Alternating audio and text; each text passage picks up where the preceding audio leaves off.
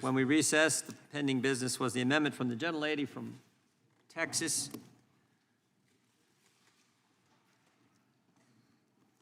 We might vote on that, Mr. Chairman, if that's all right with you. Yeah. Is there further discussion on the amendment? Further discussion on the amendment? Seeing none, question occurs on the amendment from the gentlelady from Texas. All those in favor say aye. Aye. All those opposed, no. No. I do think the noes have it. I think so, too. You want roll call? Yes, sir. Roll call vote.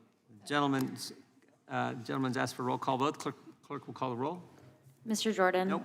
Mr. Jordan votes no. Mr. Isa? Mr. Isa votes no. Mr. Buck? Mr. Gates? Mr. Biggs? Mr. McClintock? Mr. McClintock votes no. Mr. Tiffany? Mr. Massey? Mr. Roy? Mr. Bishop? Ms. Sparts? Mr. Fitzgerald? Mr. Bentz? Mr. Klein? Mr. Klein votes no. Mr. Armstrong? Mr. Gooden? Mr. Gooden votes no. Mr. Van Drew? Mr. Van Drew votes no. Mr. Nels? Mr. Moore? Mr. Moore votes no. Mr. Kiley? Ms. Hageman? Mr. Moran? Ms. Lee? Mr. Hunt? Mr. Fry? Mr. Nadler? Mr. Nadler votes aye. Ms. Lofgren? Ms. Jackson-Lee? Mr. Cohen? Mr. Johnson? Mr. Schiff? Mr. Swalwell? Mr. Liu? Ms. Jayapal? Ms. Jayapal votes aye. Mr. Correa? Ms. Scanlon? Ms. Scanlon votes aye. Mr. Neguse? Ms. McBath? Ms. Dean? Ms. Escobar? Ms. Ross? Ms. Bush? Mr. Ivy? Mr. Ivy votes aye. Ms. Ballant? Ms. Ballant votes aye. Ms. Jackson-Lee? Ms. Jackson-Lee, you're not recorded. Ms. Jackson-Lee votes aye.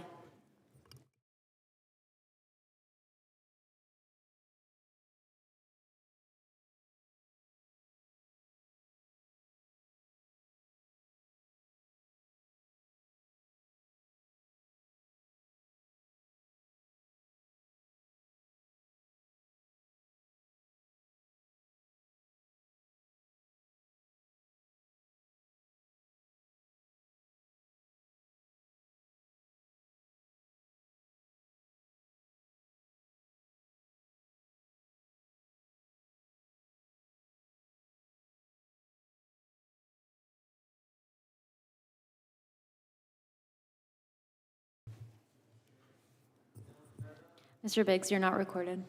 Mr. Biggs votes no.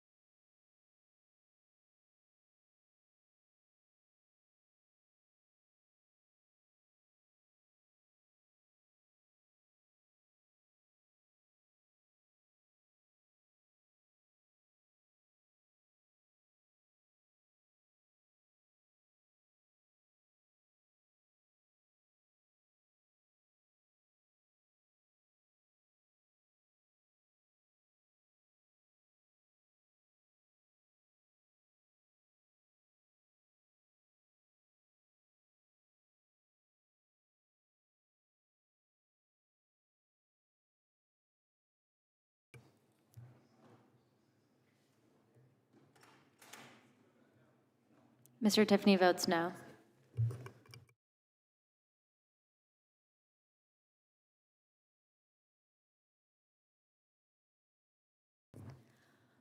Ms. Jackson Lee, you are recorded as yes.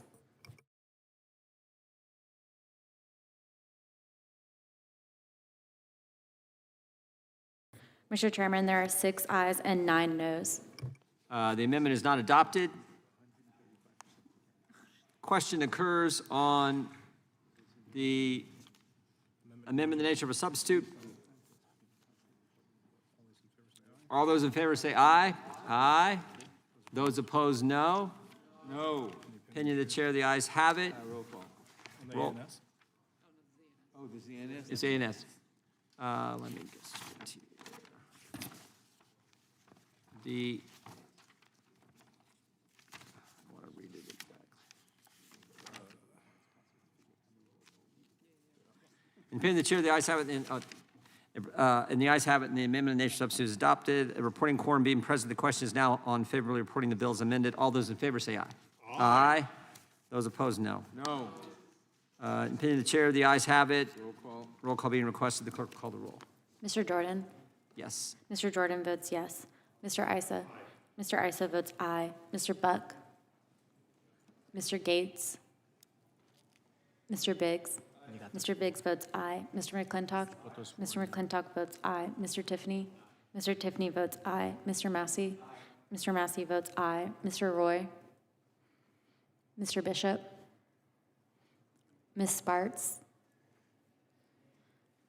Mr. Fitzgerald? Mr. Benz? Mr. Benz votes yes. Mr. Klein? Mr. Klein votes aye. Mr. Armstrong? Mr. Gooden? Mr. Gooden votes aye. Mr. Van Drew? Mr. Van Drew votes yes. Mr. Nels? Mr. Moore? Mr. Moore votes yes. Mr. Kiley? Ms. Hageman? Mr. Moran? Ms. Lee? Mr. Hunt? Mr. Fry? Mr. Nadler? Mr. Nadler votes no. Ms. Jackson Lee? Ms. Jackson Lee votes no. Mr. Cohen? Mr. Johnson? Mr. Schiff? Mr.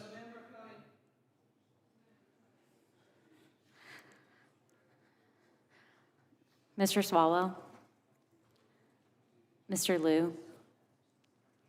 Ms. Jayapal? Ms. Jayapal votes no. Mr. Correa? Ms. Scanlon? Ms. Scanlon votes no. Mr. Neguse? Mr. Neguse votes no. Ms. Macbeth? Ms. Dean? Ms. Escobar? Ms. Ross? Ms. Bush? Mr. Ivy? Mr. Ivy votes no. Ms. Ballant? Ms. Ballant votes no.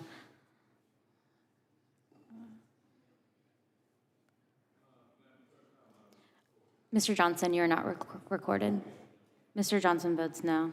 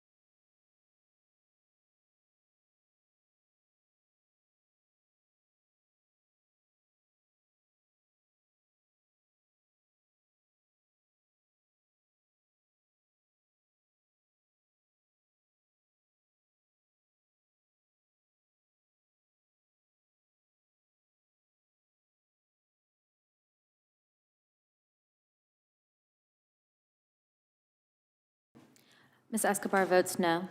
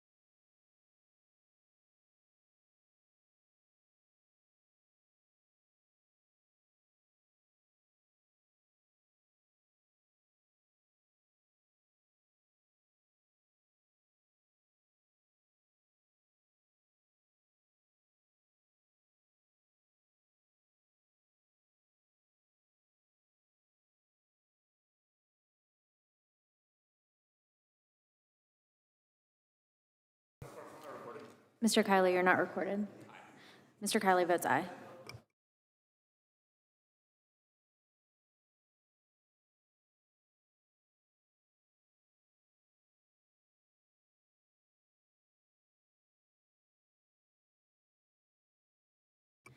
Ms. Jackson Lee, you're recorded as no.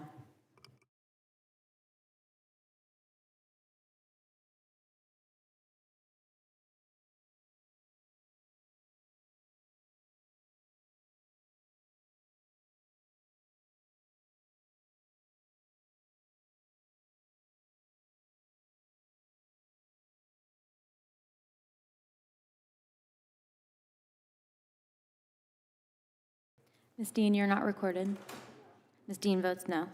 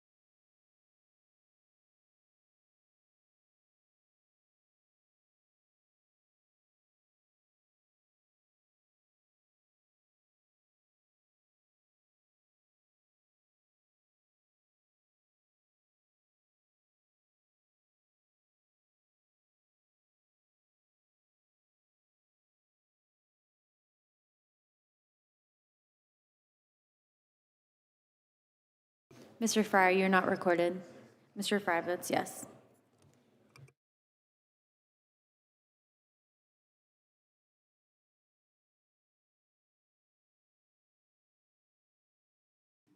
The clerk will report.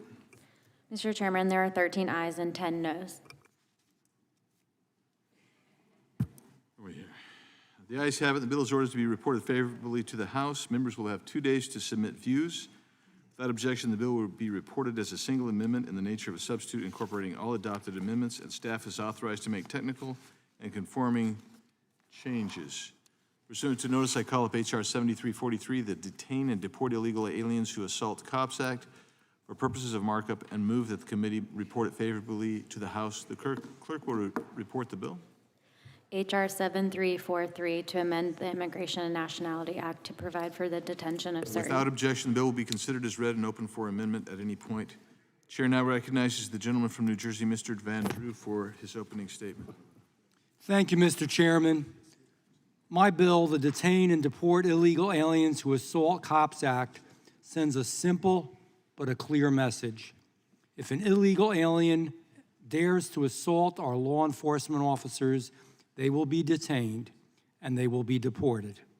This is because actions have consequences. That seems like a pretty common sense life lesson that most of us learn at a very early age. A lesson President Biden and Secretary Mayorkas never learned and seem to have even forgotten the little they knew. Since President Biden has taken office, millions of illegal immigrants have been released into our country. We don't even know who many of these people are, where they're going, what they're doing, what their intentions are. It's a reckless policy, and it's dangerous, and it's had very real consequences, particularly for American law enforcement. November 2022, the FBI arrested 2 illegal aliens for attacking a U.S. Border Patrol agent. March 2023, another illegal alien violently assaulted a U.S. Border Patrol agent while being taken into custody, injuring the agent's face and the agent's arms. Then, on January 27th of this year, America watched in absolute disgust as more than a dozen migrants were caught on camera ruthlessly beating up 2 NYPD officers near Times Square. It's all fact. You can't deny it. And what has become even more disgusting than the attack itself is the response to this assault. We've seen even more recently, just over the weekend, the state of Washington, illegals purposely crashed into a state trooper and killed him. Thanks to New York's far-left soft on-crime policies, many of these attackers were freed without bail, and some even bussed off to California at taxpayers' expense. That's what I call actions without consequences. That's Joe Biden's America. And the longer he and his administration go without taking action and holding these bad actors accountable, the longer he too is giving Americans, his constituents, the middle finger. That's why I introduced this bill, and I hope to see it pass. And I hope every single member of this committee would at least support this bill's passage. The bill requires the DHS secretary to issue a detainer for illegal aliens who are charged with, arrested for, convicted of, or admit to assaulting a law enforcement officer. It also requires the DHS to quickly take custody of the alien if the alien is not already detained. By requiring mandatory detention for illegal aliens who assault cops, this bill not only prevents those dangerous criminal aliens from being loose on our American streets, but also speeds up the process to remove them from the United States of America entirely. The time for standing idly by must end. We cannot stand by as the fabric of our society devolves into violence and lawlessness. This bill isn't just a common sense solution to removing illegals from our streets and out of the country. It's more. It's much more. It's a call to action and a demand for accountability to those that break our American laws. And it is a reminder that those that do will face the consequences as they should. I urge all of my colleagues to support this bill, and I yield back. Chair now recognizes the ranking member, Mr. Nadler, for an opening statement. Thank you, Mr. Chairman. Mr. Chairman, let's be clear. Assaulting a law enforcement officer is a serious offense, and it cannot be tolerated in the United States. Unfortunately, the bill before us today is another solution in search of a problem. This bill, along with the others being considered today in committee and tomorrow on the floor, is just an attempt by our Republican majority to target and scapegoat immigrants, to exploit a tragic news story, and to score cheap political points in an election year while doing nothing to address the situation at the border. The legislation before us today would subject any undocumented immigrants arrested, charged, convicted, or who admit to committing the act of assault on law enforcement to mandatory detention by the Department of Homeland Security. Under this bill, someone who is arrested, who has never even been charged with a crime, is now going to be subject to mandatory immigration detention. This bill is so broad and over-inclusive that it would lead to truly absurd results, including the detention and removal of people who had no intention of ever harming a law enforcement officer. When my Republican colleagues first attempted to mark up this bill over 3 weeks ago, it was clearly in response to the assault on law enforcement officers in Times Square late last month by some recently arrived migrants from Venezuela. This incident sparked outrage across the country, but our colleagues directed much of their ire on one particular individual who flipped off TV cameras as he left his arraignment. This image was plastered all over Fox News and was promoted by former President Trump as a symbol of everything that is wrong with the Biden administration's approach to immigration. There is only one problem. As it turns out, that specific individual, who everyone was so quick to demonize and attack, had the charges dropped against him late last week. Despite being arrested and initially charged, he was not even there when this crime occurred. This is exactly why the bill we are marking up today is so wrong-headed. Under this bill, even though this man was cleared, he still would have been subject to mandatory detention. That is not how our system is supposed to work. I do want to be very clear, even though the details of this altercation are still murky. Assaulting anyone, including law enforcement officers, is not acceptable, and those responsible should be prosecuted to the fullest extent of the law, with both criminal and immigration consequences. But we should not be changing entire sections of federal immigration law to address one specific incident, especially when key details appear no longer even to be true. It's also important to note that under current law, people who are convicted of or who admit to committing the act of a serious assault on law enforcement officials are already subject to mandatory detention under our laws. This bill would not change that fact. Around the country, serious assaults on law enforcement officers are considered felonies under state law. Felony convictions are punishable by 1 or more years in prison. And under current immigration law, being convicted of or admitting to committing a, quote, crime involving moral turpitude, unquote, where the crime is punishable by imprisonment of a year or more, already results in an individual being subject to mandatory detention. However, this legislation attempts to significantly expand the scope of conduct that would make someone subject to mandatory detention. This bill just creates an unfunded mandate and will be one more law that no Department of Homeland Security can possibly meet. Congress has never appropriated, and no administration has ever requested, sufficient resources to detain all non-citizens who fall under the mandatory detention categories. Even former President Trump never tried to detain all migrants subject to mandatory detention. The Department of Homeland Security's data shows over 500,000 releases at the U.S.-Mexico border under the Trump administration, and over 1.1 million people who crossed during the 4 years of that administration, eventually being released from custody. Under this bill, committing crimes at a very low level in nature, or even committing no crime at all, can result in a DACA recipient or an individual with temporary protected status, someone who may have been in this country for decades, being subject to mandatory detention. That is not a reasonable or sensible policy choice, and this is not where we should be focusing our limited enforcement resources. I have no problem with detaining and removing people who are true public safety threats, but under this bill, you are guilty until proven innocent, and even your innocence won't prevent you from being subject to mandatory immigration detention. Is this really what the majority is looking to accomplish? Does that make our country stronger or more secure? If we cannot fix this bill by amendment, I must urge opposition. Thank you, and I yield back. Without objection, all other opening statements will be included in the record. Chair recognizes now the gentleman from New Jersey for the purpose of offering an amendment in the nature of a substitute. Mr. Chairman, I have an amendment at the desk. Clerk will read the amendment. Amendment in the nature of a substitute to H.R. 7343 offered by Mr. Van Okay, Drew. without objection, the amendment in the nature of a substitute will be considered as read and shall be considered base text for the purposes of amendment. Chair recognizes the gentleman from New Jersey to explain his amendment. This amendment, Mr. Chairman, makes small technical changes on page 2. It does not change the substance or structure of the bill. Who seeks recognition? I yield back. The gentlelady from Washington. Mr. Chairman, I have an amendment at the desk. Clerk will report the amendment. Gentleman from California reserves a point of order. Amendment to the amendment in the nature of a substitute to H.R. 7. Without objection, the amendment in the nature of the amendment will, to the amendment in the nature of a substitute will be considered as read and shall be considered, just be considered as read. There we go. You're recognized. You're fine. Thank you, Mr. Chairman.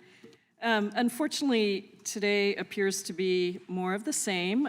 You know we're in an election year because the majority rolls out bill after bill that attempts to scapegoat immigrants, attempts to score cheap political points on bills that are going nowhere in the Senate, just like the bills that we marked up last month, or the assault on law enforcement bill that passed 9 months ago for Police Week 2023. Today's bill is no different. Another bill that is going nowhere fast, which will do nothing to actually fix the broken immigration system. That being said, my amendment is truly a good faith attempt to work with some of my colleagues on the other side of the aisle to cure some of the ridiculous consequences of this bill. Last month, the majority was looking to deport immigrants without requiring a conviction. This month, they want to detain immigrants who are not even charged with a crime. As the ranking member discussed in his opening statement, the entire impetus for this bill was an incident in New York City where a large group of immigrants were arrested and charged, some of them wrongfully. That incident took place over a month ago, and the charges against those who were innocent were just dropped. So again, my Republican colleagues' legislation would have led to the wrongful detention of an individual for at least a month, if not longer. No one on this committee condones assaults against law enforcement officers.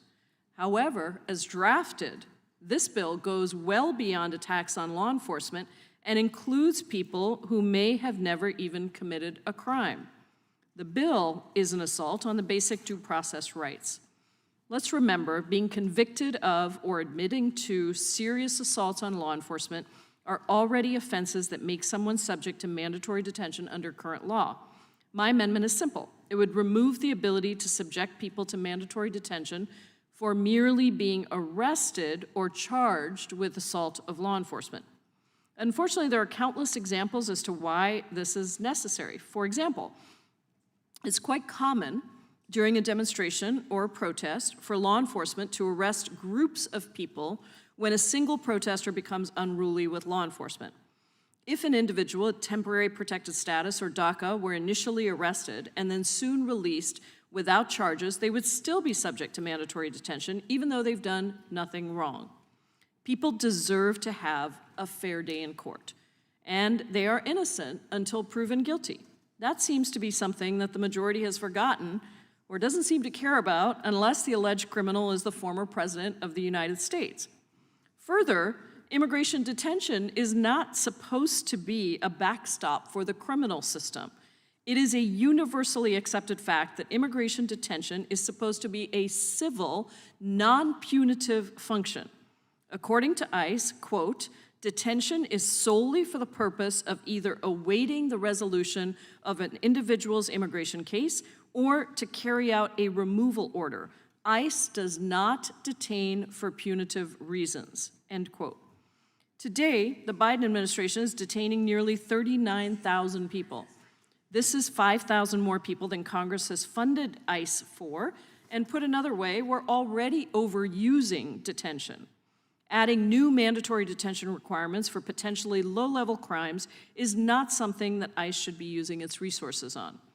On top of this, another unintended consequence of the bill is that once ICE takes custody of the individual, they will not be transferred back to have their day in criminal court. So that's right, just think about the absurdity of this legislation. An individual is arrested and then released on bond.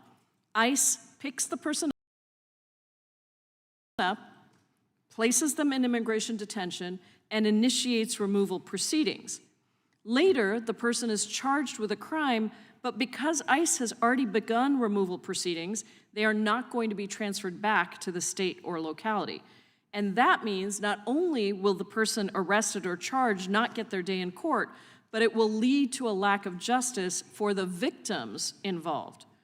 That simply cannot be what the majority intended by this legislation, so I hope my colleagues are willing to work with us on it, on the legislation, and unfortunately, without my amendment, the bill before us has significant unintended consequences, and I cannot support it. I urge my colleagues to accept my amendment, and I yield back the balance of my time. Gentlelady yields back. Gentleman from California, Mr. McClintock, is recognized. Withdraws a point of order. Yes, I withdraw the point of order. Yeah, the gentleman from, the gentleman from New Jersey is recognized. Thank you, Mr. Chairman. So let's see how it worked. Let's see how it works doing it the other way, where they're not arrested and they're not detained. How did it work for Lincoln Riley when somebody who had previously committed a crime was released? She lost her life. How did it work for the police officers of the NYPD when they were beaten savagely by people who had already been arrested? How did it work for the Washington State trooper who was murdered, who was killed by an illegal?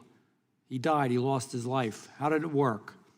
And as far as due process, I mean, let's be clear that the Supreme Court has spoken about this. In 2018, when given the opportunity to interpret the detention mandates under Section 236 of the Immigration and Nationality Act to apply for merely 6 months, the Supreme Court rejected that argument and held up Section 236.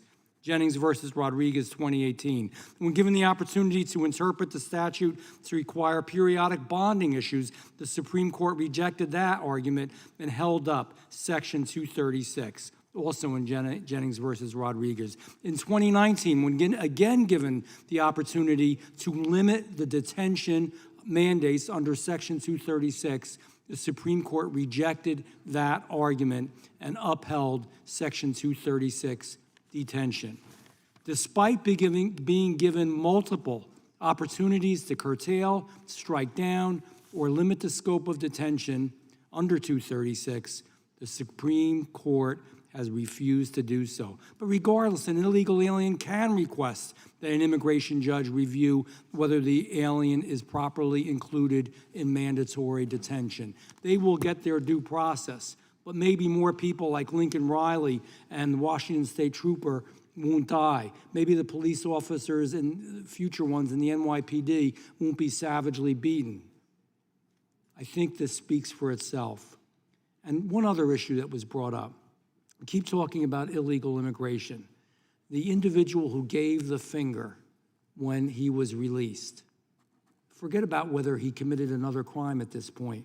Think about our legal immigrants, how hard they work, the legal ones, how much they cherish the United States of America, how proud they are to swear their oath to this country, how much they give back to the United States of America. These are good people. They don't flip the middle finger. Imagine what would happen if you went to any other country, snuck in, and then when they tried to detain you or do something, because you already broke the law, ladies and gentlemen, the law was broken in that act alone, and your answer is to give the middle finger to the United States of America. Boy, that's a lot different than our legal immigrants. I guess I've said enough, Mr. Chairman, I yield back. Gentleman yields. The gentlelady from Texas is recognized. Thank you so much, Mr. Chairman. Once again, we got to act as fact checker. And I jotted down the quote by my colleague on the other side of the aisle when he asked, quote, how would it work if they were not arrested? Almost trying to make it sound as though our side doesn't want people accused of a crime arrested. No one said that. That was never said on this side, ever. The only thing that my colleague, Ms. Jayapal, mentioned was the need for due process. And I want to say I'm so grateful for her amendment, so grateful to have the opportunity to try to put some guardrails on a bill that wants to eliminate due process. And mind you, I think we all agree, I can say we all agree, there should be consequences to assaulting police officers.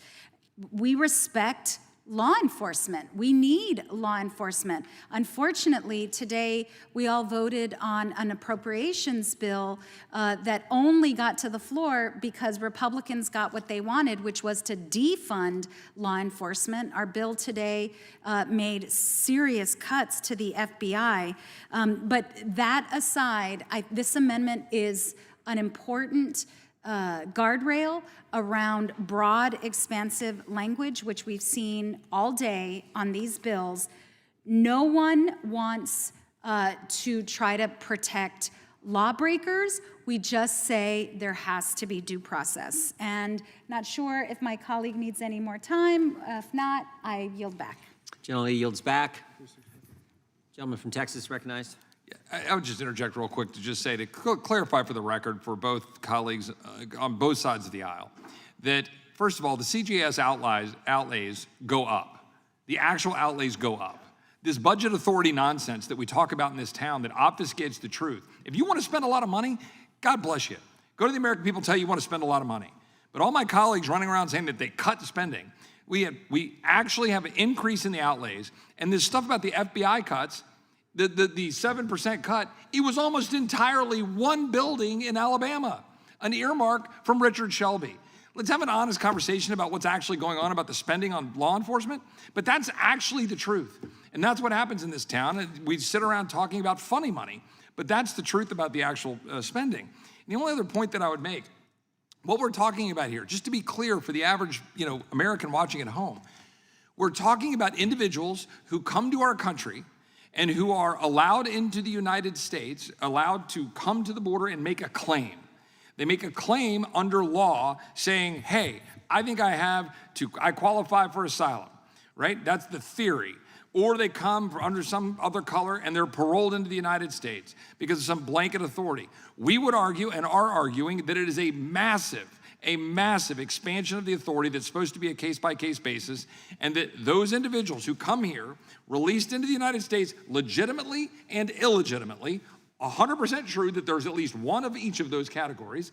We think the illegitimate category is big. My colleagues on the other side of the aisle think the illegitimate category is small, but they have both of those categories. There's lots of people being released into the United States, but it is all under the theory that we're trying to help people. Hey, you might be running away from persecution for your religious or political beliefs. As our law says, you get a shot. Or we're paroling you in for some reason.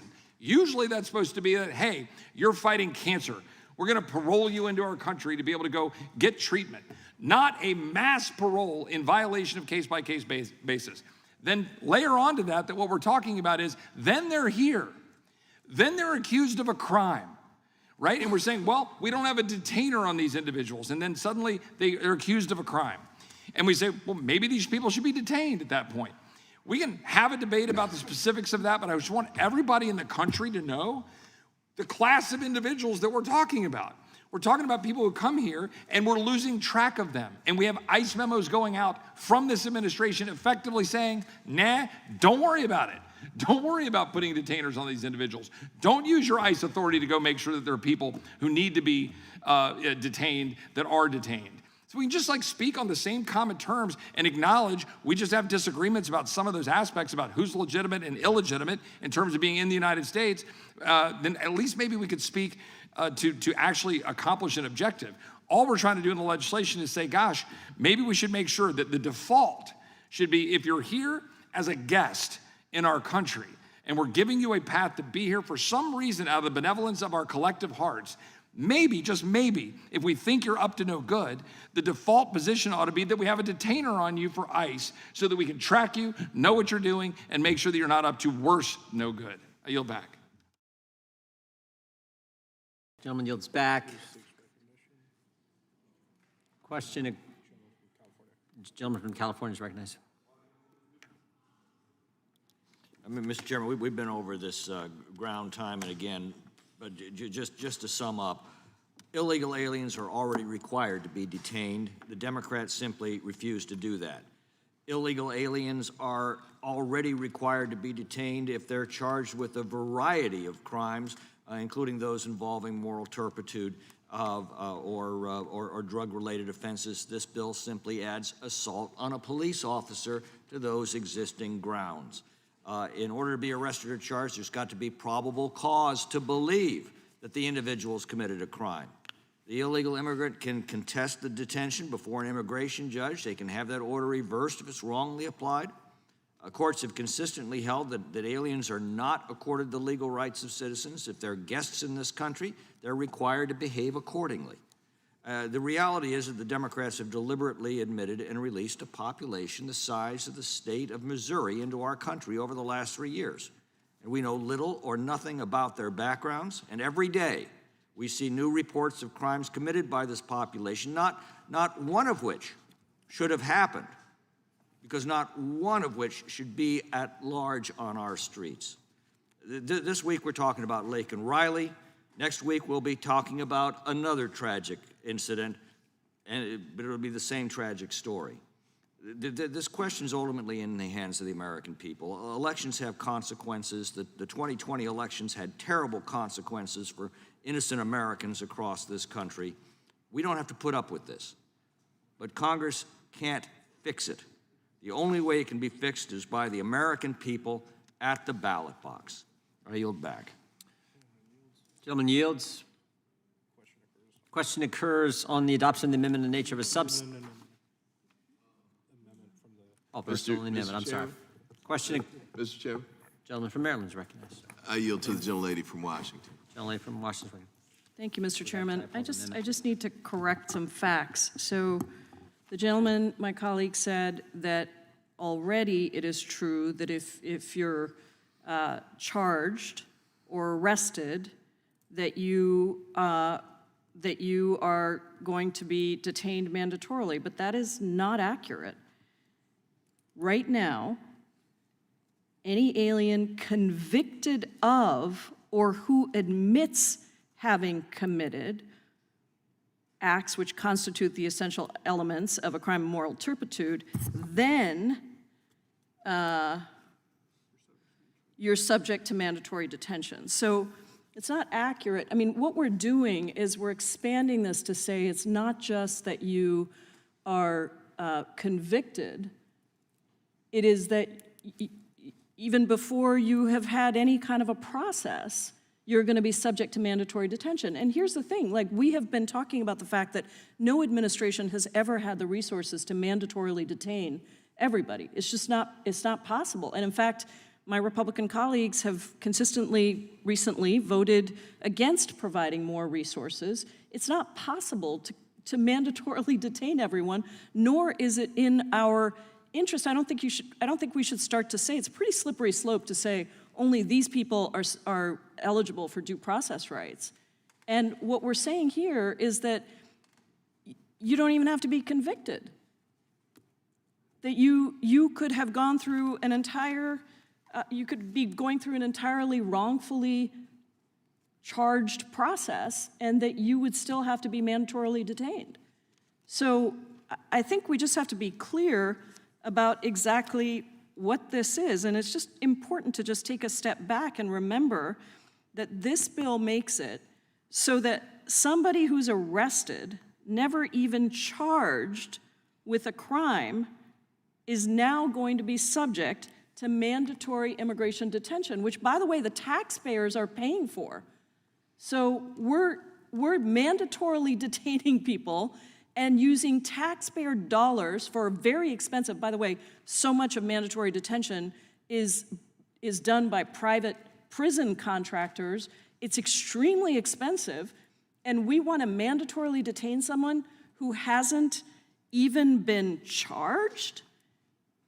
I mean, it just makes no sense. And so it's not, I think we just have to be accurate about what we're saying and not make it sound like this is already what is happening. No, right now, we require due process for people before they are mandatorily detained. And I think it's important that we're clear about that. This is a broad overreach, an expensive broad overreach that taxpayers are going to pay for, and it undermines due process right, fundamental due process rights. So who's next? Are we just going to decide that some people are eligible for due process rights and other people are not? I mean, isn't it appropriate that we would have people go through some sort of a process to make sure that they are actually charged and then convicted? I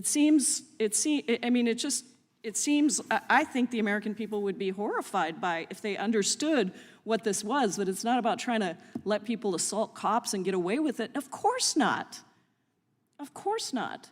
But let's have a process that respects due process rights, and let's not just give private prison companies tons of money to mandatorily detain, which, by the way, my Republican colleagues don't want to do that either. We don't have enough money to detain everybody. I yield back. Gentlelady yields back. Gentleman from Maryland yields back. Gentlelady from Pennsylvania is recognized. Thank you. Just addressing the gentleman from California's remarks, I think I agree in part and disagree in part. He said that Congress can't fix our broken immigration system, and the only way to address it is at the ballot box. I think he's right and he's wrong. He's wrong because Congress could fix it if Congress would pass legislation. And in fact, our colleagues in the Senate spent 4 months putting together a bipartisan bill, which was then killed by the former president and the refusal of House Republicans to take it up. But he's correct that the only way to fix this is going to be at the ballot box until we vote out the fools who won't address this issue in a realistic, compromise way, working with the people who are here. Then we have to change who's here. I yield back. Gentlelady yields back. The question occurs on the amendment offered by the gentlelady from Washington. All those in favor say aye. Those opposed, no. No. Opinion of the chair, the noes have it. Roll call. Roll call being requested, the clerk will call the roll. Mr. Jordan? No. Mr. Jordan votes no. Mr. Issa? Mr. Buck? Mr. Gates? Mr. Biggs? Mr. Biggs votes no. Mr. McClintock? Mr. McClintock votes no. Mr. Tiffany? Mr. Massey? Mr. Massey votes no. Mr. Roy? Mr. Roy votes no. Mr. Bishop? Ms. Sparts? Mr. Fitzgerald? Mr. Bentz? Mr. Klein? Mr. Klein votes no. Mr. Armstrong? Mr. Gooden? Mr. Van Drew? No. Mr. Van Drew votes no. Mr. Nels? Mr. Moore? Mr. Moore votes no. Mr. Kiley? Mr. Kiley votes no. Ms. Hageman? Mr. Moran? Ms. Lee? Mr. Hunt? Mr. Fry? Mr. Fry votes no. Mr. Nadler? Aye. Mr. Nadler votes aye. Ms. Lofgren? Ms. Jackson Lee? Mr. Cohen? Mr. Johnson? Mr. Johnson votes aye. Mr. Schiff? Mr. Swalwell? Mr. Liu? Ms. Jayapal? Ms. Jayapal votes aye. Mr. Correa? Ms. Scanlon? Ms. Scanlon votes aye. Mr. Neguse? Ms. McBath? Ms. Dean? Ms. Dean votes aye. Ms. Escobar? Ms. Escobar votes aye. Ms. Ross? Ms. Bush? Mr. Ivy? Mr. Ivy votes aye. Ms. Ballant? Ms. Ballant votes aye.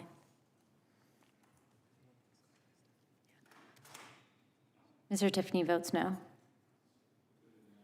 Mr. Gooden votes no.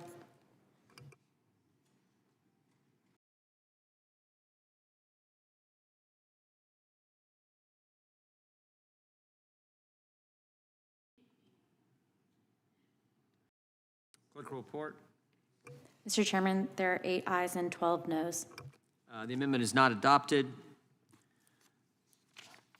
The question now occurs on the adoption of the amendment in the nature of a substitute. This will be followed immediately by a vote on reporting the legislation. All those in favor say aye. Aye. Those opposed, no. In the opinion of the chair, the ayes have it, and the amendment in the nature of a substitute is adopted. The reporting quorum being present, the question is on favorably reporting the bill as amended. All those in favor say aye.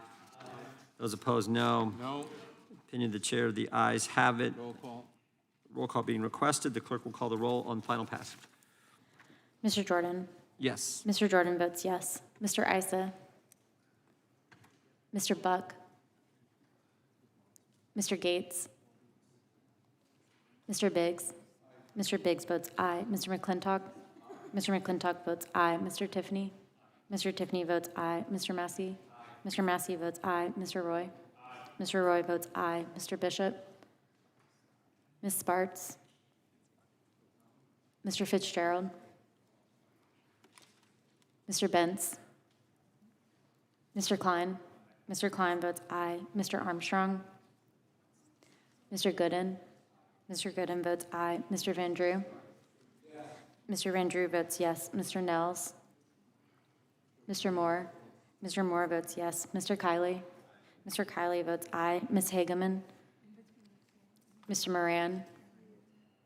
Ms. Lee? Mr. Hunt? Mr. Fry?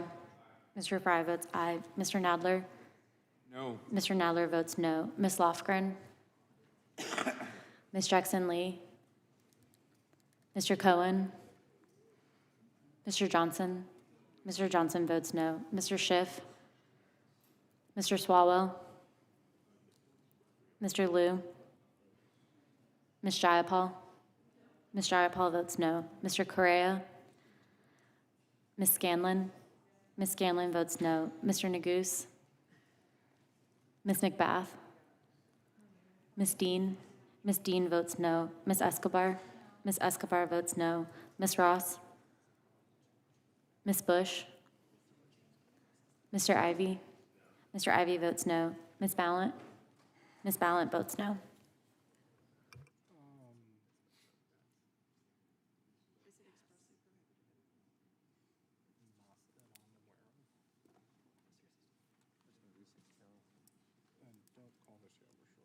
I know, we got it.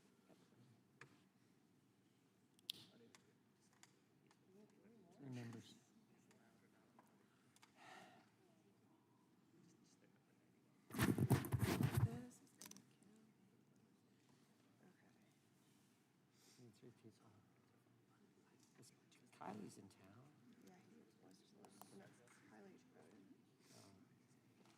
He's not in town.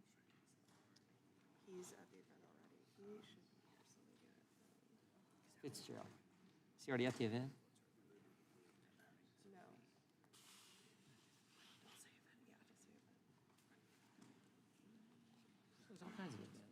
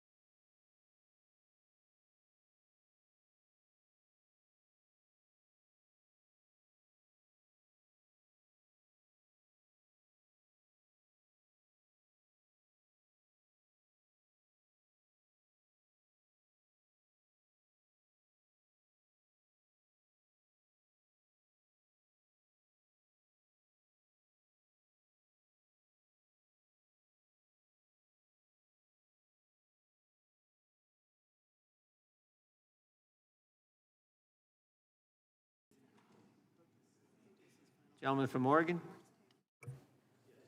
Mr. Benz votes yes.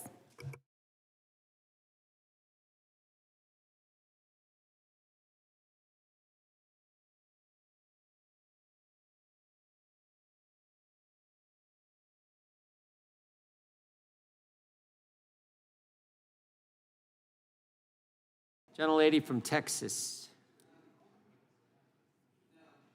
Ms. Jackson Lee votes no.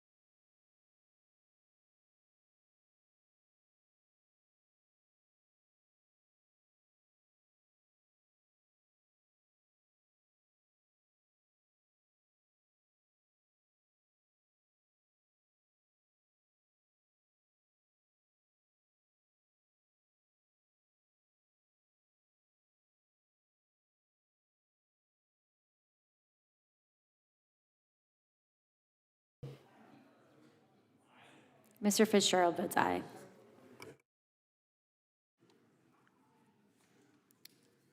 Clerk will report. Mr. Chairman, there are 14 ayes and 9 noes. The ayes have it, and the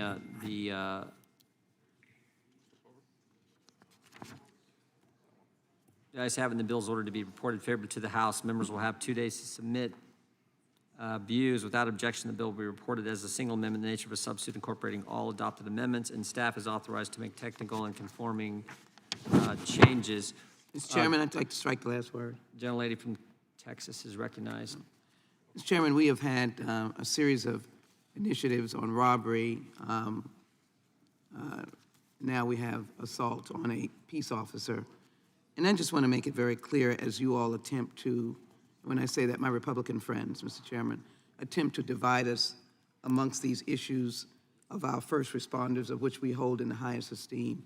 I want it to be very clear that there's not one member on this side of the aisle, and I'll speak generically, that has any more affection, any less affection for law enforcement and assuring their safety in the course of their work. But I think it is too many got you bills that gives the impression that we are not full supporters of law enforcement.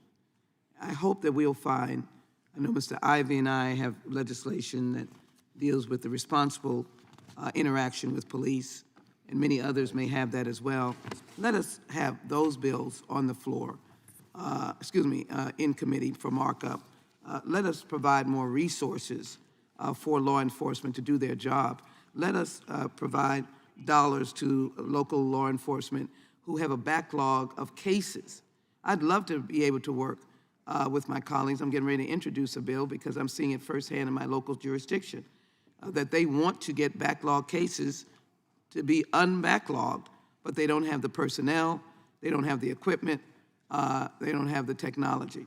Why can't we work on that as opposed to a bill that is going nowhere and emphasizes that there is something different between Republicans and Democrats in our affection for law enforcement? They're in our families, they're in our communities, and I want it to be loud and clear. Let it reach all the way to Houston, Texas, and wherever our members represent, that there isn't a divide. But we want to have responsible legislation, not use law enforcement in immigration gimmicks. And you realize that to not have due process or to not have the right of a conviction for you to be detained. no matter what the issue is, you know that's right. You know we're right by arrest and a charge, and you're going to be detained. And there are many other ways of dealing with a violent criminal, many other ways that can be dealt with. And the only thing that we're attempting to do is to be just and fair, not to be against law enforcement, just and fair. So I'm challenging colleagues to find legislation that is going to help local law enforcement do their job. It's going to help federal law enforcement do their job. With that, the door is open, and I look forward to some member walking through the door as we work on legislation to truly help policing and law enforcement in this community. I will soon be introducing legislation that we have had to encounter before, and I want it to be perceived as helping law enforcement and also helping the system of justice. With that, Mr. Chairman, I yield back. Well, I appreciate the gentlelady's remarks. I think the gentlelady understands that Republicans are strong supporters of law enforcement. We're the party that actually wants to fund the police, not defund the police. So I appreciate her remarks. This concludes the committee's business for, And we as well, Mr. for Chairman. this meeting. The meeting is adjourned.